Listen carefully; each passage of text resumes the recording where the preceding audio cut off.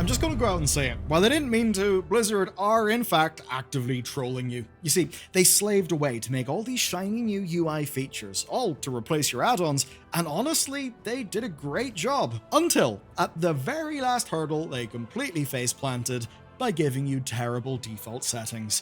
And I do mean terrible, but that's okay. You can fix it, and today I am going to show you exactly how to do that. And no, the answer isn't to install add-ons. That's a lot of effort for a small gain, and frankly, it's a bit of a cop-out. I'm going to tell you exactly what options to change, why to change them, and show you the difference that the next 10 to 30 minutes will make to your entire Midnight experience. What you're looking at now is the new WoW UI with all of its default options. At first glance, it doesn't look that terrible, but when you try to use it, that's where all the problems come in. And take a look at the timeline. It's over here at the side, right where most people put their party and raid frames. The boss warnings are at the very top, and they're in the wrong order. The critical boss warnings are the furthest away from where you're actually looking. Nameplates, for some reason, default to settings that make important things harder to see. And I genuinely can't understand why the damage meter is all the way up here. And that's only part of the problem. So let's fix everything, and let's do that by starting with the most important thing, that is your nameplates. I'll admit, props to Blizzard here, the new redesign isn't bad at all, but they've got a much better design buried in the options. With blocky bars turned on, you can actually reliably read spell names. And then, in here, you can actually turn on cast target as well, and that means you'll see who's getting hit by an ability. That's fairly important if, it's your name up there. And while we're in here, basically just turn everything on. There's no real reason not to. The next problem to solve is threat, and normally it's not shown at all, but they have put a few options in here, and two of them are unfortunately bad. Progressive looks nice at first, but in reality it is hugely distracting. The flash is a lot more simple, but it's way too aggressive. However, the threat color option mimics most plater setups, and it's a favorite for a good reason. You flick it on and you can just tell what's going on at a glance. Finally, I have a visual trick. So the debuffs sit too low and they actually cut off the border. Now, this won't help your gameplay much, but take a look at this.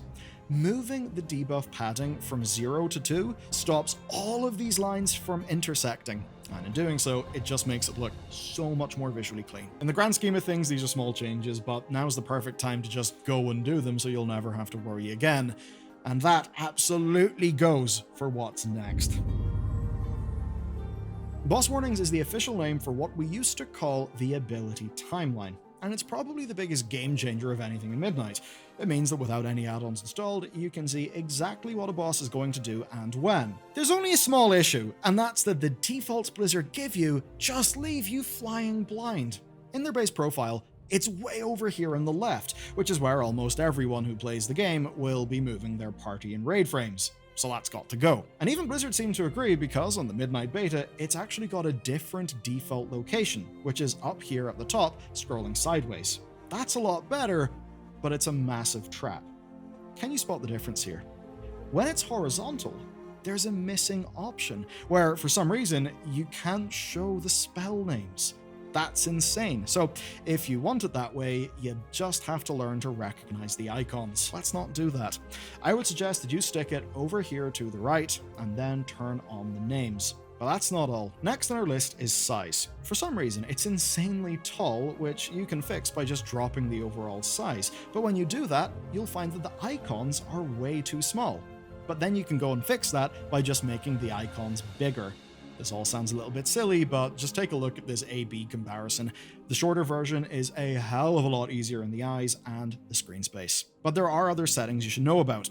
Definitely, I recommend you keep the tooltips turned on, because doing so gives you an incredible power. If you don't know what an upcoming ability is, you can just hover over it. And I'm not kidding when I say this type of thing's been a lifesaver when playing the beta. Now, as for the other settings in the menu, you've got a bit of a choice to make. There's a lot here, but it just boils down to the type of player you are. Do you want to know everything that's going on, or do you just want to know what's going to hit you? So if you want to laser focus on yourself, tick this option. You'll cut out all of the noise and only get the cooldowns that matter to you. You won't get healer or tank problems cluttering up your screen. Now, if you're more of a budding raid leader or you're a healer who just needs to know everything, then obviously keep that setting unticked. And no matter what kind of player you are, turning these icon options on will help you. And that's because instead of having to remember every spell perfectly, the icon will give you a context clue. All right, we're almost done with this bit, but there is one more thing, and that is our text warnings. Again, I don't know what Blizzard were thinking with these defaults. I don't remember the last time I looked to the top of my monitor during a fight. And to make things worse, Blizzard have put them in the wrong order. Of course, when you're in combat in World of Warcraft, you're going to be looking at the middle of your screen, and with the default setting, the critical warning is the furthest away from the middle of the screen. What you should do is make it be the closest of them, and of course be near to where your eye is naturally sitting. So flip the order and generally bring them all down. It's kind of silly we have to do that, but I've got a bit of good news for you, and that's that these have actually got tooltip options as well, which you may find extremely useful. Now, going into the settings, there's another crucial text box. Tick this, and the game will alert you only when you're being targeted by something. And what that'll give you is zero noise, pure signal, and an ability to just focus and react much faster. Again, if you're a healer or a raid utility type, you should probably ignore this, but if you're the selfish DPS player that most of us are, it's a nice, honestly, bit of a game changer. The days of a default DBM full screen flashing every mechanic, even when they don't matter to you, will basically be over. So that's that solved, but we've a lot of other things to change yet. The party and raid frame changes are a little understated, and when you see what I'm going to show you, it'll be obvious that this is unfinished. I think Blizzard perhaps plan to give these a more proper overhaul in the future, but thankfully, there are way more changes under the hood than are really visible at first glance. Changes like these options. Obviously, this is no big add-on like Cell, but you finally have some control over what's in your screen. The defaults, naturally, will show everything, so tanks or healers, you'll probably want to make sure that you can see all that stuff. But again, if you're a selfish DPS, you can turn off debuffs entirely. If you can't see it, basically, it means it's not your problem. But if you're only a little selfish, you can tick this instead. And that's because with this ticked, whenever you see a debuff, you know that someone can do something about it. Now, next, I want you to go down here and set this to Dispellable by Me. And when you do that, it'll get even more simple. It'll mean that if someone has an icon, it's because you can actually help them.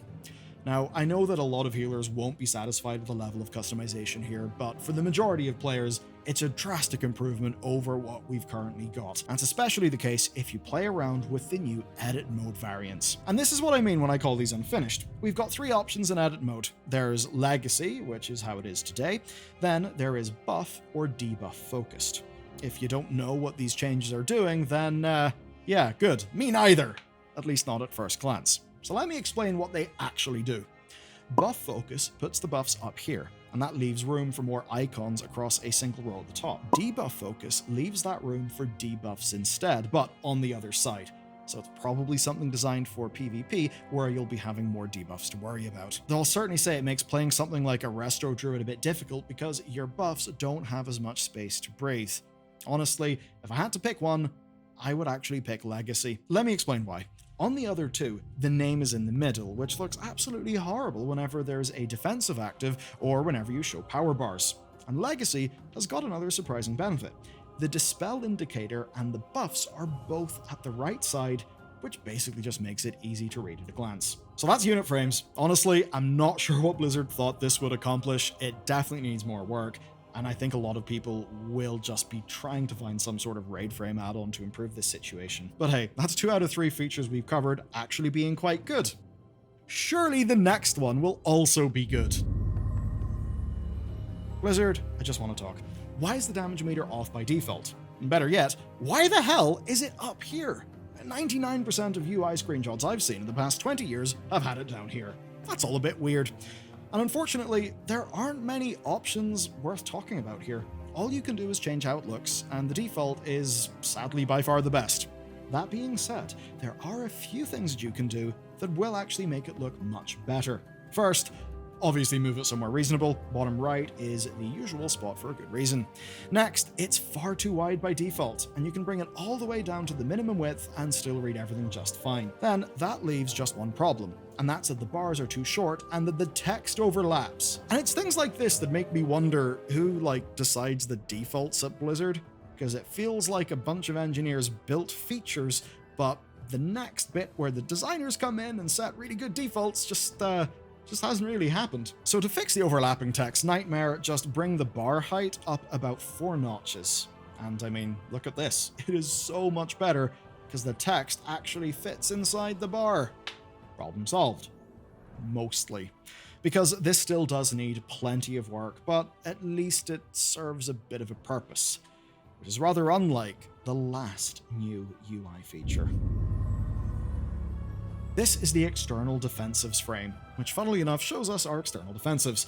Sadly though, it's extremely awkward and has next to no options. Basically, just stick it near your character portrait or maybe near your cooldown manager and just forget about it. Now, if you're a hardcore tank, you will be happy to have this feature, but to be real with you, it feels rather tacked on, and I don't have much to say about it. Most players won't even need this because major defensives are just shown in the raid frame, so you'll be able to see Ironbark or whatever's going on there. As for this, we'll just need to see if it gets updates in perhaps patch 12.05. But for now, here it is, and you have an array of options such as moving it about the place. The elephant in the room then, add-ons. I'll be totally honest with you, this really is how I plan to play the Midnight expansion. There are already add-ons that drastically customize the UI, and in some ways, that's much better. Many Mythic Raiders have spent the last months rebuilding their live UI with different add-ons to basically look the same. But I think most of us can avoid that. So for now, this is where I'm going to start, and I think Ellesmere said it best. It's the perfect opportunity to start fresh with your WoW UI and build up slowly. And for what it's worth, I think the base UI has improved so much that 99% of players won't need any UI add-ons at all. It'll just be a case of want, or do you want to customize the visuals? And that's where I'll be using add-ons. So for today, take what you've learned in this video and fix up the base UI so you've got a really good starting point. And then over the next few days on this channel, we'll dive deep into the available add-ons and we'll bring you the ones that we think are worth bothering you with. So keep an eye out for that coming soon. And if you want to spend your pre-patch time perhaps getting to know some of the revamped classes and specs, you can check out our Winners and Losers of Midnight series. It'll cover, apart from healers, which we didn't quite get to, everything. And most importantly, in an accessible manner so that even if you're not a big expert in a class or a spec, you'll get a good understanding of how it's shaping up.